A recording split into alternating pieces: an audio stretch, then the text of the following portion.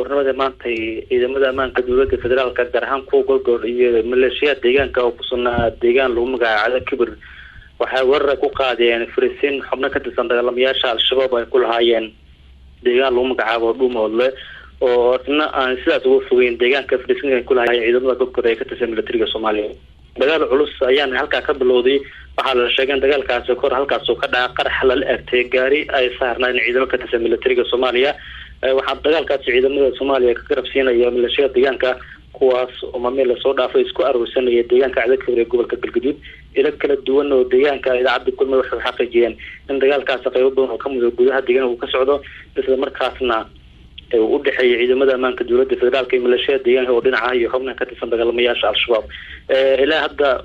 si rasmi ah looma oga qasaare ka dhashay ee taxal la egtay gaariga ay saarnaan ciidamada ka tirsan militariga Soomaaliya oo xilligaasi howlgal ka sameeyay aaga dagaalkaas oo ka dhacay laakiin sidoo kale dadka deegaanka waxay sheegeen in qayb badan oo ka mid ah gudaha deegaankaas uu ku faafay dagaalka u dhaxeeya dadka deegaanka oo garab ka helaya militariga Soomaaliya iyo xubnaha ka tirsan dagaalamayaasha al-shabaab inta aadan ka bixin waxaad ii sheegtaa cadda Kibir xageeba ugu dhow adeeg caafimaad maadaama dagaal socdo dad dhaawacmi karaan adeegii isgaarsiintana waa sidee sida la socota